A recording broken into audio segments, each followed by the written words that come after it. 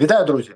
Мабуть, вперше в історії України головкомом стає людина, яка отримала три догани від попереднього головкома.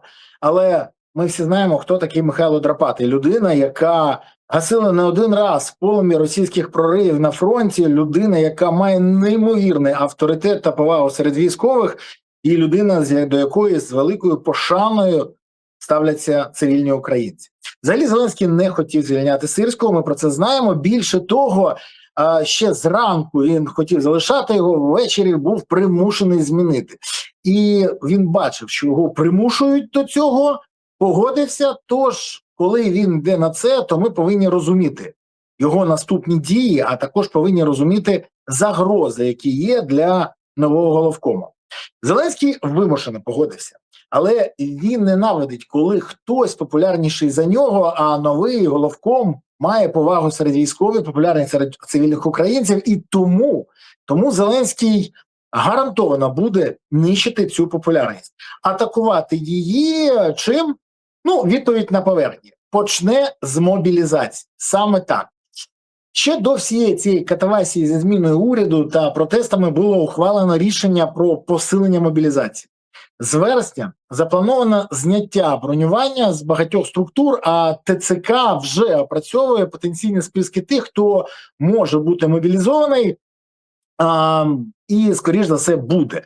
І це необхідність на тлі того, що Росія планує загальну мобілізацію після 20 вересня, коли пройдуть вибори на Росії. Це зрозуміло. Але варто зрозуміти, що мудрий народ пов'яже це з новим головнокомандуючим, а анонімні телеграм-канали будуть активно просувати цю маячню в інформпросторі. Популярність нового головнокомандувача нищимуть системно та послідовно, не лише з боку Банкової. Ще треба казати, що на кону бабло, велике бабло, а новий головнокомандувач заважатиме його пиляти. Тож гарантовано будуть і доброжичливості, яких вистачить.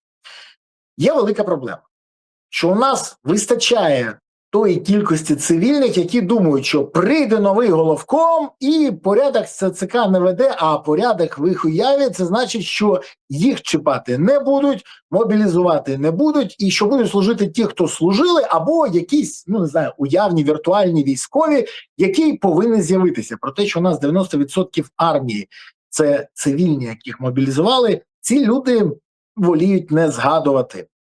Більше того, вони хочуть далі сидіти на дивані і казати, що ми не військо, але для війська донатимо по 10 гривень на місяць. Тож, залучення. Це не вийде. Мобілізація все одне буде посилюватись. І тому вже треба починати це пояснювати людям. Що я і роблю? Я розумію, що я знову роблю дуже непопулярну річ. Я кажу те, що багатьом не подобається, але... Коли мене це зупиняло? Коли Арестович казав, не буде ніякого вторгнення, розбирайте тривожні валізи, я казав навпаки. І отримував свій хейт, свій бік. Що робити? Але якщо це комусь допомогло і хтось зрозумів тоді, то це нездаремно було зроблено. Зараз так само. Драпатий може змінити хід війни. Драпатий розумний, прагматичний, досвідчений військовий, який має своє бачення і доводив, що воює краще, ніж росіяни, бо доведено це не тільки Вовчанськом, не тільки Харківським напрямком, не тільки Хортицю. Драпатий знає, як перемагати росіян і вміє це робити. Драпатому потрібна буде допомога. Допомога суспільства. І тут треба розуміти, що новий головком не зможе створити диво, бо він військовий, а не чародій. Йому потрібні будуть ресурси і резерви. Резерв – це найперший серед усіх ресурсів, але резервів немає. І це досягнення попереднього головкома, про що ми всі знаємо. Так, пан Сирський не зробив резервів. Ще треба зробити буде аудит фронту, розібратися зі скелею, розібратися зі всім, що там відбувається, розібратися з величезною купою проблем, і все це має зробити новий головком Драпатий. Фактично він отримує складну ситуацію на фронті в обороні, складну ситуацію в армії, величезну кількість сотні тисяч СЗЧшників. Все це йому залишив в спадщину попередній головком. бо не вирішував ці проблеми, як і президент. Тож є інші ресурси, які будуть в обмеженій кількості у головкому. Тому, якщо Офіс президента захоче створити додаткові проблеми новому головкому, то обмежить доступ до всіх ресурсів. Можливості є, і про це не варто забувати. А ще будуть нищити його інформаційно. До речі, бруд, лайно, будь-яка вигадана дискредитація зараз пільється з багатьох помийок, бо є ображені, є недовільні, а є ті, хто навмисно будуть атакувати, бо для них створення напруження – це плюс. Особливо, коли головком тільки заходить на посаду. І останнє. Якщо Зеленський буде, як і раніше, втручатися у керування армією, не маючи ані профільної освіти, ми ж знаємо, хто він по профільній освіті. Так, хтось каже юрист. Ні, він ТВКшник, гуморист, шоумен. І свою підготовку він пройшов на сцені клубу веселих і кмітливих у Маслякова в Москві та на каналі 1+1 у Коломойського. Тож його досвід і розуміння були сформовані там. І знання він отримав там. Тому в піарі він непоганий. А от в керуванні військом йому краще не лізти, бо тут все як в тому старому слогані ССО. У час найбільших випробувань ти ніколи не підіймешся до рівня своїх очікувань. Ти завжди впадеш до рівня своєї підготовки. Нагадати ще раз, де його готувався Зеленський.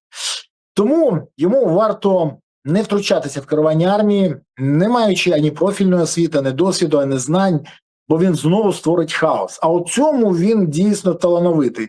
Останнє ми бачимо, що він створив, коли звільнив без будь-яких підстав, просто тому що захотів, просто тому що в нього були такі забаганки, цей уряд. У мене до цього уряду величезна кількість питань. Але ще раз кажу, він звільнив для того, щоб звільнити.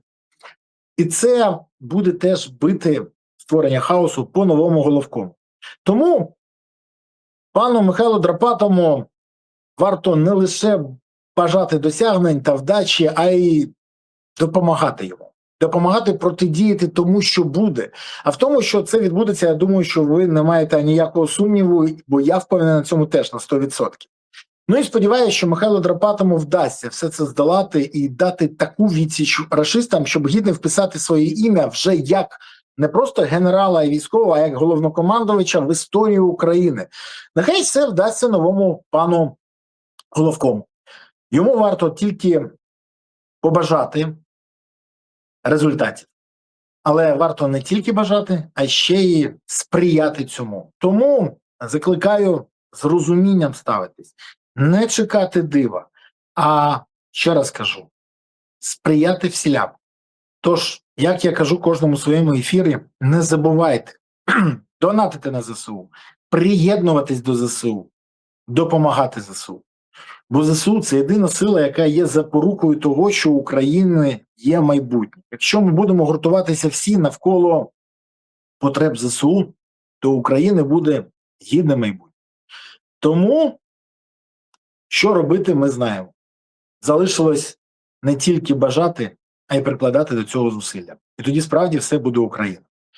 А вам я дякую за те, що ви подивилися цей ефір, поставили вподобайки, прокоментували, поширили, підписалися, порадили своїм друзям, знайомим, рідним, сусідам, колегам цей канал. І якщо, не дай Боже, він зникне з вашого поля зору, бо наша влада хоче зробити так, як в Росії, в Білорусі, щоб опозиційних політиків не бачили і щоб ніхто не чув критику, тоді використовуйте VPN. Тоді зможете слухати, дивитися і бачити, що я кажу і пояснюю. А це важливо, бо якщо ви проінформовані, ви попереджені. Дякую, що дивитесь, дякую, що підписуєтесь, ставите вподобайки, поширюєте і коментуєте. Дякую вам, тримаємося, все буде Україна. Па-па.